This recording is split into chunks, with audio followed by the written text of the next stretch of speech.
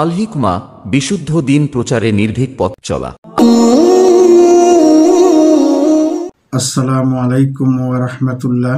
প্রিয় ভাই বোনেরা, আশআরি ও মাতুরিদি আকীদার অনুসারী বেলাল বিন আলী একের পর এক সালাফিদের আকীদা নিয়ে মুসলিমদের মাঝে পরিকল্পিতভাবে বিভ্রান্তি ছড়াচ্ছে। এর আগের একটি বক্তৃতায় এই বদমাইশ বলেছিল সালাফি আকীদার জনক মিস্টার ফেরাউন। আলহামদুলিল্লাহ, আমরা ইতিমধ্যেই তার এই বক্তব্যের দাঁত ভাঙা জবাব দিয়েছি। আপনারা যারা এখনো এই ভিডিওটি দেখেননি তারা এই চ্যানেলে গিয়ে আগের এই ভিডিওটি দেখে নিতে পারেন। এখন আবার সে নতুন করে বলা শুরু করেছে যে সালাফিরা আকীদার দিক থেকে ইহুদিবাদী, দেহবাদী, গোমরা, কাররামিয়া ও হাসাবিদের অনুসারী। তো কথা না বাড়িয়ে চলুন প্রথমে একবার দেখে নেওয়া যাক কি বলেছেন এই বেদাতি কাঠমোল্লা বেলাল। চলুন শুরু করা যাক। আমরা যখন বলি যে নামদারি আহলে হাদিস ভাইরা আকীদাতে ইহুদি, দেহবাদী এবং গুমরাহ, কাররামি এবং হাসাবিদের অনুসারী, তখন আমাদের অনেক ভাই বোন যারা আছেন যারা আসলে বিশ্বাস করতে চান না। তারা মনে করেন যে না, এটা কখনো হতে পারে না, এরা তো সালাফে সালেহিনের আকীদার অনুসারী। আজকে একটা স্পষ্ট দলিল আপনাদেরকে দেখাবো ইনশাআল্লাহ। স্ক্রিনশটটা যে দেখতে পাচ্ছেন, এর বাম পাশে যে কিতাবটা আছে, একটা কিতাবের স্ক্রিনশট দেওয়া, কে বড় লাভবান, এটা হলো আব্দুর রাজ্জাক বিন ইউসুফ সাহেবের লেখা। এবং ডান পাশের উপরের অংশে এই কিতাবেরই 11 নম্বর পৃষ্ঠা থেকে একটা স্ক্রিনশট দেওয়া, এবং নিচে যে স্ক্রিনশটটা দেওয়া আছে এটা হলো ইমাম কুরতুবী রহমতুল্লাহি আলাইহির আল মুফহিম থেকে। তো দেখেন, এখানে আব্দুর রাজ্জাক বিন ইউসুফ সাহেব 11 নম্বর পৃষ্ঠার একটা হাদিস উল্লেখ করার পর নিচে লিখছেন, অত্র হাদিস দ্বারা প্রমাণিত হয় যে আল্লাহ তাআলা হাসেন, হাসার মতো অঙ্গ প্রত্যঙ্গ তার রয়েছে যা হাসার উপযোগী। হাদিস থেকে যদি তিনি শুধু এতটুকু বলতেন যে আল্লাহ তাআলা হাসেন, তাহলে কিছু সময়ের জন্য আমরা এটাকে ধরে নিতাম যে সহিহ, যদিও এখানে ব্যাখ্যার দাবি রাখে। কিন্তু তিনি আরেকটু আগে বেড়ে বললেন হাসার মতো অঙ্গ প্রত্যঙ্গ তার রয়েছে। এই যে তার মানে আল্লাহ তাআলা এমন এক সত্তা যার অঙ্গ প্রত্যঙ্গ রয়েছে। এবার আসুন আমরা দেখি আহলুস সুন্নাত ওয়াল জামাত এই বিষয়ে কি বলে। নিচের অংশের যেই আরবিটা দেওয়া আছে এটা হলো ইমাম কুরতুবী রাহমাতুল্লাহি আলাইহি আল মুফহিম থেকে দেওয়া। ইমাম কুরতুবী রাহমাতুল্লাহি আলাইহি বলছেন, ওয়াল গালিবু আলাল ইয়াহুদ আন্নাহুম ইয়াতাকিদুন আল জিসমিয়াতা, অধিকাংশ ইহুদি যারা, এরাই মূলত আসলে দেহবাদী আকীদা লালন করে। তো দেহবাদী আকীদাটা এদেরকে কেন বলা হচ্ছে? এরা বিশ্বাস করে যে আল্লাহ তাআলা হলেন এমন এক সত্তা যার বিভিন্ন অঙ্গ প্রত্যঙ্গ রয়েছে।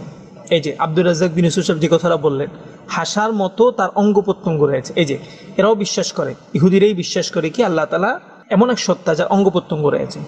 এই মুসলিম উম্মার মধ্যেই একটা বাতিল ফেরকা আছে যাদেরকে হাসাবি বলা হয়। হাসাবিদের কট্টর যারা, এরাও ইহুদিদের মতোই আকীদা রাখে। তার মানে আমরা যেটা বুঝতে পারলাম, আব্দুর রাজ্জাক বিন ইউসুফ সাহেব নাম দিচ্ছে সহিহ আকীদা, সালাফি আকীদা, আসলে সে সালাফি আকীদা না, সে হলো মূলত এই কট্টর গোমরা হাসাবিদের অনুসারী। এই হাসাবি আকীদাটাকে সে প্রচার করছে সহিহ আকীদা, সালাফি আকীদা নামে, এবং এই আকীদার গোড়ায় হলো ইহুদিরা। দেখেন নামটা দিয়েছে কি, কে বড় লাভবান। এখন এই লাভবান দ্বারা কি উদ্দেশ্য? যদি কেউ বলে যে দুনিয়ার লাভবান হতে পারে, কেননা আপনি ইহুদিদের অনুসরণ করছেন, বহুত টাকা পাবেন, দিন বিক্রি করলে আপনাকে বহুত টাকা দেবে। কিন্তু যদি বলেন যে পরকালের লাভবান, এটা তো অসম্ভব বিষয়। ইহুদিদের আকীদা রেখে, দেহবাদী আকীদা রেখে আপনি পরকালের লাভবান কিভাবে আপনি আশা করেন? এটা তো হতেই পারে না। তাহলে তো সকল ইহুদিরা জান্নাতি চলে যাওয়ার কথা। তো আসলে এখানে লাভবান দ্বারা মনে হয় দুনিয়া লাভবানই উদ্দেশ্য, দিন বিক্রি করে দিচ্ছে, ফলে তারা বহুত টাকা পাচ্ছে, এটাই হওয়ার সম্ভাবনাই বেশি। কারণ পরকালে লাভবান এটা তো কখনো হতে পারে না। আল্লাহ তাআলা দৈহিক বিভিন্ন অঙ্গ প্রত্যঙ্গ থেকে চিরপবিত্র, অথচ আব্দুর রাজ্জাক বিন ইউসুফ সহিহ আকীদা নামে এখানে প্রচার করছে তো হাসার মতো অঙ্গ প্রত্যঙ্গ তার রয়েছে। নাউযুবিল্লাহি মিন যালিক। এবং ইমাম কুরতুবী থেকে স্পষ্ট আকারে দেখালাম যে আসলে মূলত দেহবাদী যারা এবং মূলত ইহুদির অনুসারী যারা কট্টর হাসাবি, এরাই মূলত আসলে আকীদাটা রাখে। প্রিয় ভাই বোনেরা, এতক্ষণ আপনারা নব্য কাজ্জাব বেলাল বিন আলীর বক্তব্য শুনলেন। আপনারা দেখলেন যে আলিম নামধারী এই শয়তান কিভাবে মুসলিমদের মাঝে সালাফিদের নামে বিভ্রান্তি ছড়াচ্ছে। এখন আমরা তার এসব হাস্যকর অভিযোগ খণ্ডন করব ইনশাআল্লাহ। তো চলুন আল্লাহর নামে শুরু করি। বেলাল, তুমি এর আগে বলেছো যে সালাফি আকীদার জনক মিস্টার ফেরাউন, আর এখন বলছো যে সালাফিরা আকীদার দিক থেকে ইহুদিবাদী, আবার বলছো তারা দেহবাদী, গোমরা, পরক্ষণেই বলছো যে তারা কাররামিয়া ও হাসাবিদের অনুসারী। বদমাইশ বেলালের কাছে আমার প্রথম প্রশ্ন, তুমি আমার দর্শকদের জানাবে কি তোমার বক্তব্যের কোন অংশটি সঠিক? সালাফিরা কি ফেরাউনের অনুসারী, নাকি ইহুদিদের অনুসারী, নাকি কাররামিয়া ও হাসাবিদের অনুসারী? বেলাল, তুমি তো নিজেকে হানাফি মাযহাবের অনুসারী বলে দাবি করে থাকো, অথচ আমরা দেখছি যে তুমি অন্তরে লালন করছো ভ্রান্ত আশআরি ও মাতুরিদি আকীদা। এমনকি প্রকাশ্যে তুমি সেই ভ্রান্ত আকীদা প্রচার ও প্রসারে কাজ করে যাচ্ছ। প্রতারক বেলালের কাছে আমার দ্বিতীয় প্রশ্ন, তুমি আমার দর্শকদের জানাবে কি তুমি আসলে কোন আকীদার অনুসারী, হানাফি নাকি আশআরী ও মাতুরিদি? বেলাল, তুমি শায়েখ আব্দুর রাজ্জাক বিন ইউসুফ হাফিজাহুল্লাহর একটি পুস্তকের স্ক্রিনশট দেখিয়ে বলেছ যে শায়েখ তার পুস্তকে উল্লেখ করেছেন যে হাসার মতো আল্লাহ তাআলার অঙ্গ প্রত্যঙ্গ রয়েছে। তোমার দৃষ্টিতে শায়েখ এটি লিখে একটা গুরুতর অপরাধ করে ফেলেছেন, কারণ তোমার দাবি অনুযায়ী আল্লাহ তাআলার অঙ্গ প্রত্যঙ্গ আছে এটা স্বীকার করে নাকি ইহুদিদের আকীদা। জাহেল বেলালের কাছে আমার তৃতীয় প্রশ্ন, হাসার মতো আল্লাহ তাআলার অঙ্গ প্রত্যঙ্গ যদি নাই থাকে তাহলে তিনি হাসবেন কিভাবে? আল্লাহ তাআলার চেহারা যদি নাই থাকে তাহলে তিনি রাগান্বিত হন কিভাবে? এবার সম্পূরক প্রশ্ন, পবিত্র কোরআনে বহু সংখ্যক আয়াত এবং কুতুবে সিত্তা সহ সবগুলি হাদিস গ্রন্থে এমন বহু সংখ্যক বিশুদ্ধ হাদিস রয়েছে যেগুলোতে সুস্পষ্টভাবে আল্লাহ তাআলার হাত, পা, চোখ, কান, চেহারা, ডান হাতের মুঠা, পায়ের গোছা সহ ইত্যাদি অঙ্গ প্রত্যঙ্গের কথা উল্লেখ করা হয়েছে। মিথ্যুক বেলালের কাছে আমার চতুর্থ প্রশ্ন, পবিত্র কোরআন এবং এসব হাদিস গ্রন্থগুলো কি তাহলে ইহুদিরা রচনা করেছে? নাউজুবিল্লাহ। যেহেতু তোমার কথা অনুযায়ী এগুলোতে সুস্পষ্টভাবে আল্লাহ তাআলার অঙ্গ প্রত্যঙ্গের কথা উল্লেখ করা হয়েছে, আর যদি তুমি বলো যে না, কোরআন ও সহিহ হাদিস আল্লাহ এবং তার রাসূলের পক্ষ থেকে, তাহলে তোমার কাছে আমার পাল্টা প্রশ্ন, কোরআন ও সহিহ হাদিসকে কেউ যখন অস্বীকার করে তখন কি আর ওই ব্যক্তির ঈমান থাকে? সে কি তখনও নিজেকে মুসলিম হিসেবে দাবি করতে পারে? প্রিয় ভাই বোনেরা, এবার আসুন ভ্রান্ত কাররামিয়া ফেরকা সম্পর্কে কিছু তথ্য জেনে নেওয়া যাক। কাররামিয়া নামে একটি বেদাতি সম্প্রদায় ছিল। এই সম্প্রদায়ের নেতার নাম ছিল মুহাম্মদ ইবনে কাররাম। তার জন্ম 190 হিজরি এবং মৃত্যু 255 হিজরিতে। পূর্ববর্তী সালাফগণের মতে সে আলেমদের অন্তর্ভুক্ত ছিল না। তারা মূলত একটি কালাম শাস্ত্রবিদ ফেরকা ছিল। কাররামিয়া ফেরকার বিরুদ্ধে সালাফগণ ছিলেন অত্যন্ত কঠোর। এবার আসুন একবার দেখে নেওয়া যাক কাররামিয়া ফেরকা সম্পর্কে সালাফি বিদ্বানগণের দৃষ্টিভঙ্গি কেমন ছিল। ইমাম ইবনু তাইমিয়া জন্ম 661 হিজরি এবং মৃত্যু 728 হিজরিতে। তিনি কাররামিয়া সম্প্রদায়ের কঠোর বিরোধী ছিলেন। ইমাম তাইমিয়া তার মাজমু আল ফতোয়া নামক গ্রন্থের 5ম খণ্ডের 199 পৃষ্ঠায় কাররামিয়া সম্প্রদায়কে ভ্রান্ত ও বাতিল ফেরকা হিসেবে উল্লেখ করেছেন। ইমাম ইবনু আব্দুল বার জন্ম 368 হিজরি এবং মৃত্যু 463 হিজরিতে। তিনি কাররামিয়া সম্প্রদায়ের কঠোর সমালোচক ছিলেন।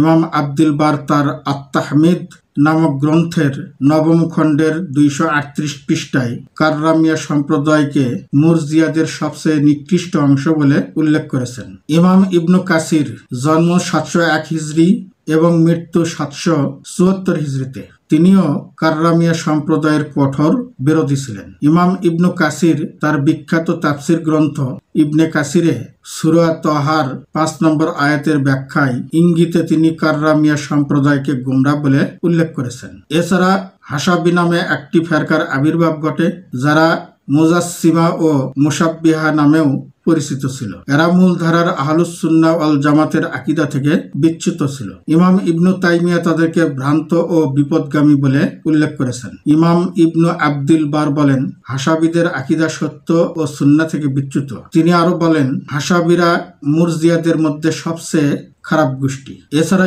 ইমাম ইবনু হাজার, ইমাম নাওয়াবি, ইমাম গাজ্জালি সহ মূলধারার অধিকাংশ ইমাম হাসাবিদের ভ্রান্ত গুমরাহি ও ইসলামের মূল আকীদা থেকে বিচ্যুত বলে উল্লেখ করেছেন। সুতরাং উপরোক্ত আলোচনা থেকে এ কথা প্রমাণিত হয় যে কেউ যদি সালাফি আলেমগণের কাউকে দেহবাদের সাথে কাররামিয়া ও হাসাবিদের সাথে সম্পৃক্ত করতে চায় তাহলে বুঝতে হবে যে সে হয় জাহেল অথবা মৃত্যু, নয়তো সে প্রতারক ও ভণ্ড। প্রিয় ভাই বোনেরা, পথভ্রষ্ট বেলাল ভিত্তিহীন অভিযোগের মাধ্যমে সালাফিদের দিনের আলোর মতো পরিচ্ছন্ন আকীদাকে কলঙ্কিত করার অপচেষ্টা করেছে। এ পর্যায়ে আমরা দেখব সালাফিদের আকীদার সাথে ভ্রান্ত দেহবাদের আকীদার কোনো ধরনের সংস্রব আছে কিনা। এখন এই বিষয়ের উপর আমরা বিস্তারিত আলোচনা শুনব। এই প্রজন্মের অহংকার আমাদের প্রিয় ভাই, প্রিয় শায়েখ আব্দুল্লাহ বিন আব্দুর রাজ্জাক হাফিজাহুল্লাহর কাছ থেকে। তো চলুন শুরু করা যাক। এটা অনেক বড়, আমি মনে করি, মিথ্যা অপবাদ। আমাদের আকীদাকে কালারিং করার একটা চক্রান্ত, এটা আগের যুগ থেকেই হয়েছে। আগের যুগ থেকেই সালাফে সালেহিনের সঠিক আকীদাকে নষ্ট করার জন্য মুজাসসিমা এবং মুশাব্বিহা এটার অপবাদ দেওয়া হয়েছে। ইবনে তাইমিয়াকেও মানুষ বলেছে যে মুজাসসিমা এবং মুশাব্বিহা, বড় বড় বই পাবেন, তারা তাদের বই পুস্তকের মধ্যে ইবনে তাইমিয়া এবং ইবনুল কাইয়িমকে গালাগালি করে পর্যন্ত গেছে, তাদেরকে মুশাব্বিহা মুজাসসিমা বলে পর্যন্ত গেছে। এটা আসলে সঠিক আকীদাকে দমানোর একটা ব্ল্যাকমেইলিং সিস্টেম, মানুষকে ব্ল্যাকমেইল করা, যে না এরা দেহবাদী আকীদায় বিশ্বাসী, সঠিক আকীদাটাকে দমানোর জন্য। আল্লাহ সুবহানাহু ওয়া তাআলা সম্পর্কে আমাদের সঠিক আকীদা হলো লাইসা কামিসলিহি শাইউন ওয়া হুয়াস সামিউল বাসীর। আল্লাহ সুবহানাহু ওয়া তাআলা শোনেন, আল্লাহ সুবহানাহু ওয়া তাআলা দেখেন, আবার তিনি কারো মতো নন। একই আয়াতের মধ্যে আল্লাহ বলতেছে আল্লাহ দেখেন এবং আল্লাহ শোনেন, আবার একই আয়াতে আল্লাহ সুবহানাহু ওয়া তাআলা বলতেছে আল্লাহ সুবহানাহু ওয়া তাআলা কারো মতো নন। তা আবার আল্লাহ সুবহানাহু ওয়া তাআলা একই শব্দ আস-সামি' আল-বাসীর, এই একই শব্দ আল্লাহ মানুষের ক্ষেত্রে প্রয়োগ করেছে। কোরআনের মধ্যে সূরা দাহরে আল্লাহ সুবহানাহু ওয়া তাআলা বলেছে যে আমি মানুষের কি করেছি, সামি'আন বাসীরা, আমি মানুষের দৃষ্টি শক্তি দিয়েছি, মানুষের শ্রবণ শক্তি দিয়েছি, একদম সেম শব্দ। যদি একটু পরিবর্তন হতো তাও নাহিন বলতাম যে এটা আল্লাহর জন্য আর এটা মানুষের জন্য। সেম শব্দ আল্লাহ নিজের জন্য ব্যবহার করেছে, সেম শব্দ আল্লাহ মানুষের জন্য ব্যবহার করেছে। সেটা কি, যে আমি মানুষের শ্রবণ শক্তি দিয়েছি, দৃষ্টি শক্তি দিয়েছি, আর আল্লাহ সুবহানাহু ওয়া তাআলা নিজের জন্য বলেছেন যে তার শ্রবণ শক্তি আছে, তার দৃষ্টি শক্তি আছে। তাহলে দুটোর মধ্যে পার্থক্যটা কি? লাইসা কামিসলিহি শাইউন, আল্লাহ সুবহানাহু ওয়া তাআলার শ্রবণ শক্তি এবং দৃষ্টি শক্তি কারো মতো নয়। এটাই হলো আকীদার সবচেয়ে ক্লিয়ার পয়েন্ট। এখানে একটা বিষয় মাথায় রাখতে হবে যে আল্লাহ সুবহানাহু ওয়া তাআলা গায়েব, গায়েব মানে অদৃশ্য, আর আমরা অদৃশ্য সম্পর্কে কিছু জানি না, অতটুকুই জানি যতটুকু আল্লাহ এবং আল্লাহ রাসূল জানিয়েছেন। তো এই জন্য এই জায়গাতে আমাদের বিবেককে দৌড়ানো বা বিবেককে কাজে লাগানো এটা অনেক বড় ভুল। আকীদার বিষয়গুলোকে বিবেককে কাজে লাগানো, এই জন্য আমি যুক্তিভিত্তিক নাস্তিকদের জবাবমূলক যে বইগুলো আছে, এই বইগুলো কিছু সময়ের জন্য ফলপ্রসূ কিন্তু দীর্ঘস্থায়ী খারাপ প্রভাব বিস্তারকারী। কেন, যখনই আমি সব কিছুকে যুক্তি দিয়ে প্রমাণ করতে যাব, একটা সময় অনেক এমন কিছু আসবে যেটা আমি যুক্তি দিয়ে প্রমাণ করতে পারবো না, এটা অনেক সময় সম্ভব নয়। এবং এই কারণেই কিন্তু আকীদার বিকৃতি ঘটেছে। অনেকেই আমরা ইতিহাস জানি না, ইতিহাস যাচাই বাছাই করলে আমরা দেখবো যে আকীদার বিকৃতিটা কীভাবে আসছে, আকীদার বিকৃতিটা কীভাবে আসছে, এটা অনেক গুরুত্বপূর্ণ। এই এতক্ষণ যে আলোচনা হলো তার মধ্যে এই অংশটা খুবই গুরুত্বপূর্ণ, এটা আমাদের অনেকেরই অজানা। এই অংশটা কি, যে যখন ইসলাম সারা পৃথিবীতে বিজয় লাভ করলো, পৌঁছে গেল পৃথিবীর কোনায় কোনায়, তখন এরিস্টটল, প্লেটো আর একজন সক্রেটিস, এরা কিন্তু রাসূল সাল্লাল্লাহু আলাইহি ওয়াসাল্লামের আগের, এটা মাথায় রাখতে হবে। তাদের যে থিওরিগুলো, দার্শনিক বলা হয় তাদেরকে, দর্শন শাস্ত্র, যখন বিশেষ করে আব্বাসী খেলাফতের সময়, তো আব্বাসী খেলাফতের এই যুগে প্রচুর জ্ঞান চর্চা এবং প্রচুর বই পুস্তক অনুবাদ হয়। এরিস্টটল, প্লেটো, সক্রেটিসের বই পুস্তক আরবিতে অনুবাদ হয়েছে, দর্শন শাস্ত্র। ওখান থেকে মুসলমানদের আকীদার বিকৃতি শুরু হয়, নাস্তিক্যবাদের প্রচার শুরু হয়, আল্লাহ সুবহানাহু ওয়া তাআলার অস্তিত্ব নিয়ে প্রশ্ন আসে, আল্লাহ সুবহানাহু ওয়া তাআলার অস্তিত্ব রিলেটেড যে আয়াত এবং হাদিসগুলো আসছে সেগুলো নিয়ে প্রশ্ন উত্থাপিত হয় ভয়ঙ্করভাবে। কেননা এরকম থিওরি আছে যেটা আমরা আরবিতে পড়েছি, আমি জানি না এই থিওরিগুলো বাংলা দর্শন শাস্ত্রে আছে কিনা, কেননা মিলিয়ে পড়ার আমার সুযোগ হয় না। আমি এটা দেওবন্দে পড়েছি। ফালসাফাটা হচ্ছে দর্শন শাস্ত্রের আরবি নাম। তো ফালসাফার মধ্যে তারা বলতেছে যে কুল্লু শাই মুতাগায়্যির, প্রত্যেক জিনিস পরিবর্তনশীল, আর প্রত্যেক পরিবর্তনশীলই ধ্বংস হয় একদিন। তো ওখানে দুটো ওয়ার্ড আছে, জাওহার আর আরজ। জাওহার মানে হচ্ছে যে নিজে প্রতিষ্ঠিত, যেমন এই মাউথপিসটা নিজে প্রতিষ্ঠিত, কিন্তু এই মাউথপিসের উপর যে কালার আছে, রং কোনো সময় নিজে প্রতিষ্ঠিত নয় যতক্ষণ না অন্যের উপর দেখা যায়। সাদার নিজস্ব কোনো অস্তিত্ব নয় যতক্ষণ না সাদাকে কাপড়ের উপর, মানুষের গায়ের উপর, দেওয়ালের উপর লাগানো হয়, তার আগ পর্যন্ত সাদার কোনো অস্তিত্ব নেই। ওটাকে ওরা বলে আরজ। এই দর্শন শাস্ত্রের মধ্যে একটা পয়েন্ট আছে, যখনই আপনি বলবেন যে আল্লাহর হাত আছে, যখনই আপনি বলবেন যে আল্লাহ সুবহানাহু ওয়া তাআলার পা আছে, যখনই আপনি বলবেন আল্লাহ সুবহানাহু ওয়া তাআলার মুখমণ্ডল আছে, তখন এটা হয়ে যাবে জাওহার, এমন একটা জিনিস যেটার অস্তিত্ব আছে বাস্তবে। এগুলো একটা আরজ নয়। আল্লাহ সুবহানাহু ওয়া তাআলা জ্ঞানী, এটা আরজ, মানে আমি যে জ্ঞানী এটা তো দেখা যায় না, এটা আমার মধ্যে অস্তিত্বশীল, এটা দেখা যায় না। কিন্তু আমার হাত, আমার পা, এটা তো অস্তিত্বশীল। তো যখনই আমি এই অস্তিত্বটা মানবো তখনই এটা পরিবর্তনশীল, আর যখনই পরিবর্তনশীল পাবো তখনই ধ্বংস হবে একদিন। তো যখনই আল্লাহ সুবহানাহু ওয়া তাআলা এই ক্যাটাগরির মধ্যে পড়ে যায় তখন আল্লাহ সুবহানাহু ওয়া তাআলা একদিন ধ্বংস হবে, নাউজুবিল্লাহ। অতএব যেহেতু আল্লাহ এই ক্যাটাগরির মধ্যে পড়ে যাচ্ছে, অতএব আল্লাহ সুবহানাহু ওয়া তাআলার হাত নাই, আল্লাহ সুবহানাহু ওয়া তাআলার পা নাই, আল্লাহ সুবহানাহু ওয়া তাআলার মুখমণ্ডল নাই, আল্লাহকে এই ক্যাটাগরি থেকে বাঁচানো, অস্বীকার করলো, হ্যাঁ অস্বীকার হয়ে গেল। তো ওই দর্শন শাস্ত্রের মধ্যে আর মান্তিকের মধ্যে যখন আমরা ঢুকবো তখন পুরো মাথাই নষ্ট হয়ে যাবে। যারা পড়বে তাদেরও মাথা নষ্ট হয়ে যাবে। তো এখানে কঠিন কঠিন যুক্তি তর্কর আবির্ভাব ঘটলো। যখন এই যুক্তি তর্কগুলো মুসলমানদের মেধা, মুসলমানদের মস্তিষ্ককে নাস্তিক্যতাবাদের দিকে ঠেলে দিল, তখন একদল আলেমের আবির্ভাব হলো যারা যুক্তি দিয়ে ইসলামের আকীদাগুলো প্রমাণ করার চেষ্টা করলো। তারাই হচ্ছে আশাআরী, তারাই হচ্ছে মাতুরিদি। আশাআরী আর মাতুরিদিদেরকে যদি আমরা একদম ডাস্টবিনে ফেলে দিই তাহলে হবে না। বেচারারা ভালো কাজ করার চেষ্টা করেছিল। আজকের যুগে আপনি ঠিক কল্পনা করেন, আজকের যুগে একদল মানুষ নাস্তিক, আর নাস্তিকদের বিরুদ্ধে একদল লেখক আবির্ভাব ঘটেছে যারা নাস্তিকদের যুক্তির জবাব, বিজ্ঞানের জবাব বিজ্ঞান দিয়ে দেওয়ার চেষ্টা করতেছে, যুক্তি দিয়ে দেওয়ার চেষ্টা করতেছে। কথা কি আমার বুঝতে পারতেছেন? জি। তো এরা হলো দার্শনিক। যারা নাস্তিক তারাই হচ্ছে দার্শনিক, তারাই ফালাসেফা। তো এই ফালাসেফাদের বিভিন্ন অভিযোগের উত্তর দেওয়ার জন্য, যুক্তি দিয়ে উত্তর দেওয়ার জন্য, যে তারা যুক্তি দিচ্ছে আমিও যুক্তি দিয়ে উত্তর দেব, যুক্তি দিয়ে উত্তর দেওয়ার জন্য মুসলিম আলেম ওলামার আবির্ভাব হলো। এখানে দুইটা স্কুল অফ থট তৈরি হলো, একটা আশাআরী, একটা মাতুরিদি। অ্যাক্সিডেন্ট কোথায় হলো? যে অ্যাক্সিডেন্ট আজকেও যারা করতেছে এরাও অ্যাক্সিডেন্ট খাবে। কোথায় অ্যাক্সিডেন্ট হলো? তারা যুক্তি দিয়ে একটার উত্তর দিতে পারে, দুইটার উত্তর দিতে পারে, তিনটার উত্তর দিতে পারে, কিন্তু কিছু কিছু মাস্তা চলে আসে যেগুলোর যুক্তি দিয়ে উত্তর দেওয়া যায় না। যখন তারা দেখলো যে যুক্তি দিয়ে উত্তর দেওয়া যাচ্ছে না, তখন তারা অস্বীকার না, অর্থ পরিবর্তন করে। যে আল্লাহ সুবহানাহু ওয়া তাআলার হাত, ও হাত মানে আল্লাহ সুবহানাহু ওয়া তাআলার শক্তি, অর্থে পরিবর্তন করা শুরু করলো। কেননা ওইটা তারা কোনো মতেই যুক্তি দিয়ে ফালাসিফাদের সামনে প্রমাণ করতে পারতেছিল না যে আল্লাহ সুবহানাহু ওয়া তাআলার হাত থাকতে পারে। তখন তারা ওটার কি করলো? অর্থ পরিবর্তন করে দিল। এরাই হচ্ছে আশাআরী এবং মাতুরিদি।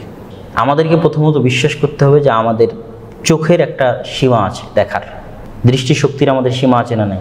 সীমা আছে। সীমা না থাকলে চশমা, যে আঙ্কেল চশমা পরে আছে, আপনি চশমা পরে আছেন, যদি সীমা না থাকতো, মাপ না থাকতো যে এটা এত পাওয়ার, মাইনাস প্লাস, তাহলে কিন্তু আমাদের চশমা লাগতো না। আমাদের সীমা আছে।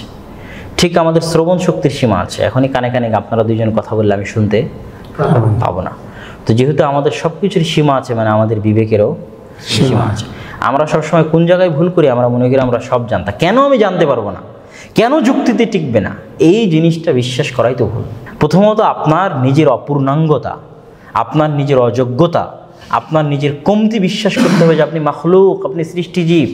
মায়ের পেট থেকে যখন হয়েছিলেন তখন আল্লাহ মায়ের বুকে দুধের ঝর্ণাধার প্রবাহিত না করলে কেউ আপনাকে পৃথিবীতে রিজিক দিতে পারতো না। মানুষ অনেক দুর্বল। ইন্নাল ইনসানা খুলিকা হালুয়া। আল্লাহ মানুষকে দুর্বল করে সৃষ্টি করেছে। এখনই আমরা প্যারালাইজড হয়ে যেতে পারি, এখনই বিছানায় পড়তে পারি। আমাদের সব কিছুই সীমাবদ্ধ, আমাদের বিবেকও সীমাবদ্ধ। সুতরাং আমাদের বিবেককে আল্লাহ ক্ষমতা দেয়নি যে আমরা গায়েবের সব কিছু যুক্তিতর্ক দিয়ে প্রমাণ করব, অসম্ভব। বরং আমাদের জন্য নিরাপদ ওয়ে, সেফ ওয়ে কোনটা? যা মা ক্বালা আল্লাহ ওয়া মা ক্বালা রাসূলু, আল্লাহ যা বলেছে, আল্লাহর রাসূল যা বলেছে সেটা চোখ বন্ধ করে মেনে নেওয়া। সামি'না ওয়া আতা'না, শুনলাম আর মানলাম। আর এটাই কিন্তু মুসলিম উম্মার বৈশিষ্ট্য। এখানে একটা কথা মনে রাখবেন যে সামি'না ওয়া আতা'না, শুনে মেনে নেওয়া, এটা মুসলমানদের সবচেয়ে বড় বৈশিষ্ট্য। আর শোনার পরেই জিজ্ঞেস করা হচ্ছে ইহুদিদের বৈশিষ্ট্য। প্রত্যেক পয়েন্টে পয়েন্টে জিজ্ঞেস করা আর যুক্তিতর্ক করা কাদের বৈশিষ্ট্য? ইহুদিদের। এই জন্য ওরা ইন্টেলেকচুয়ালি হাই। পৃথিবীতে বর্তমান যুগেও মেধা এবং বুদ্ধিমত্তার দিক থেকে ইহুদিদের ধারে কাছে কেউ নেই। আর ইহুদিরা আর ব্রাহ্মণেরা একই। হিন্দুদের মধ্যে যে ব্রাহ্মণ যে কোয়ালিটিটা আছে, ওরাও চতুরতা, চালাকি, শঠতা, ধোঁকাবাজি, বুদ্ধিমত্তাতে হাই লেভেলের, এবং ইহুদিরাও বুদ্ধিমত্তা, চালাকি, শঠতা, ধোঁকাবাজিতে হাই লেভেলের। তাদের ধারে কাছে কেউ যেতে পারবে না। তো এত বুদ্ধি হওয়ার পর আল্লাহ সুবহানাহু ওয়া তাআলা তাদের কি করে দিয়েছে? পথভ্রষ্ট, অভিশপ্ত করে দিয়েছে। এই জন্য মুসলমানদের সবচেয়ে বড় বৈশিষ্ট্য কি? এরা প্রশ্ন ছাড়াই সামি'না ওয়া আতা'না, বিনা বাক্য ব্যয়ে। কে বলেছে? মুহাম্মদ বলেছে। আবু বকর বলছে, ও মুহাম্মদ বলেছে মেরাজে গেছে, তাহলে ঠিক বলেছে। কোনো প্রশ্ন তোলার দরকার নাই যে এতখানি রাস্তা, এই 7 আসমান কেমনে অতিক্রম করে এক রাত্রে আল্লাহর কাছে যায়, বাইতুল মাকদেসে আবার ফিরে আসে। এই প্রশ্ন উত্থাপন করার প্রয়োজন নাই। যদি প্রশ্ন উত্থাপন করতো তাহলে তো ইহুদিদের মধ্যে অন্তর্ভুক্ত হয়ে যেত। এই জন্যই তো আবু বকর সিদ্দিক কে বলেছে? মুহাম্মদ বলেছে, তাহলে সত্য। সামি'না ওয়া আতা'না সাল্লাল্লাহু আলাইহি ওয়াসাল্লাম। তাহলে এটাই হচ্ছে আমাদের জন্য সেফ হয়ে, আমাদের জন্য নিরাপদ হয়ে, যে আল্লাহর সম্পর্কে সঠিক আকীদা কি? আল্লাহ যা বলেছে এবং আল্লাহ রাসূল যা বলেছে সেটাকে শাব্দিকভাবে, আক্ষরিক অর্থে ঈমান আনয়ন করা। আমি আর বাইরে কিছু জানি না, ব্যাস। তো আল্লাহ সুবহানাহু ওয়া তাআলা তার নিজের জন্য হাতের কথা বলেছে, হাত। আবার তিনি বলেছেন যে তিনি কারো মতো নন। তাহলে আল্লাহর হাত আছে কিন্তু তার হাত কারো মতো নয়, শেষ। আমি অত যুক্তি তর্ক বুঝি না, আমি অত অর্থ বিকৃত করাও বুঝি না, অত তাবিলও বুঝি না, কিছুই বুঝি না।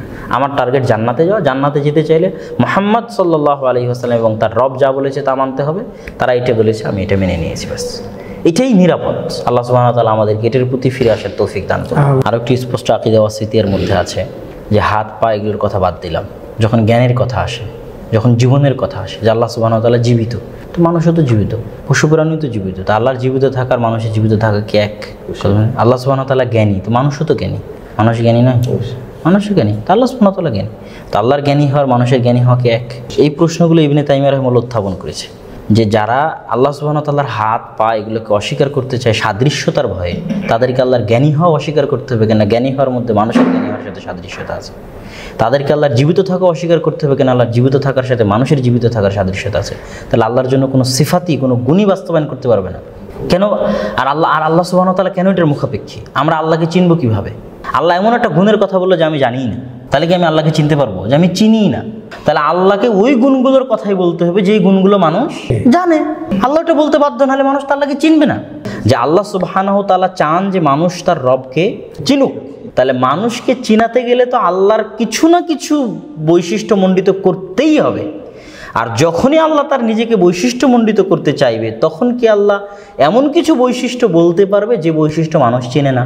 তো যখনই আল্লাহ ওই বৈশিষ্ট্য বলতে যাবে যেটা মানুষ চিনে, তখন তো সাদৃশ্য চলেই আসবে, কেন ওটার অস্তিত্ব তো দুনিয়াতে আছে। আল্লাহ যখন বলবে আল্লাহ জ্ঞানী, তো জ্ঞানের অস্তিত্ব তো দুনিয়াতে আছে, তাহলে আল্লাহকে এমন কিছু বলতে হবে যেটা জ্ঞানের বাইরে। তাহলে ওটা যদি ওটার বাইরে হয়, ওটা তো মানুষ চিনতে পারবে না। তাহলে আল্লাহ যখনই তার নিজেকে পরিচিত করতে চাইবে, তখনই এমন কিছুই আল্লাহকে বলতে হবে যেটা মানুষ চিনে। আর যখনই মানুষ চিনবে, তখনই সাদৃশ্যতা আসবে। তাহলে আল্লাহর কি আমরা সব পরিচয়, সব গুণ, সবকিছু বাদ করে দেবো? প্রিয় ভাই বোনেরা, এতক্ষণ আপনারা প্রিয় ভাই আব্দুল্লাহ বিন আব্দুর রাজ্জাক হাফিজাহুল্লাহর বক্তব্য শুনলেন। আমি আশা করি শায়েখের এই বক্তব্যের মধ্য দিয়ে সালাফিদের আকীদা সম্পর্কে আপনারা পরিষ্কার ধারণা লাভ করতে সক্ষম হয়েছেন। সেই সাথে এটাও বুঝতে পেরেছেন যে কথিত দেহবাদের আকীদার সাথে সালাফিদের আকীদার কোনো সম্পর্ক নেই। সুতরাং ভণ্ড, প্রতারক ও মিথ্যাবাদী কাঠমোল্লা বিলাল বিন আলীর বক্তব্যে বিভ্রান্ত হওয়ার কোনো সুযোগ নেই। মহান আল্লাহ আমাদের সবাইকে এই নব্য কাযযাবের অনিষ্ট থেকে দূরে থাকার তৌফিক দান করুন। আমরা আল্লাহর কাছে বিলালের হেদায়েতের জন্য দোয়া করি। যদি এই হতভাগার কপালে হেদায়েত না থাকে, তাহলে আল্লাহ যেন তাকে ধ্বংস করে দিন, আমিন। প্রিয় ভাই বোনেরা, ভিডিওটি উপকারী মনে হলে নিচের বেল আইকন বাটনে চাপ দিয়ে চ্যানেলটি সাবস্ক্রাইব করুন। এই ধরনের নিত্য নতুন ভিডিও পেয়ে যাবেন সবার আগে।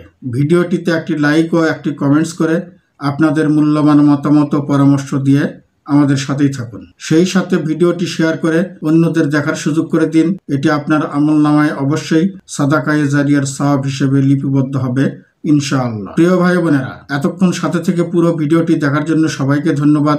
আবারও দেখা হবে নতুন কোনো এক ভিডিওতে। সেই পর্যন্ত ভালো ও সুস্থ থাকুন। আল্লাহ হাফেজ।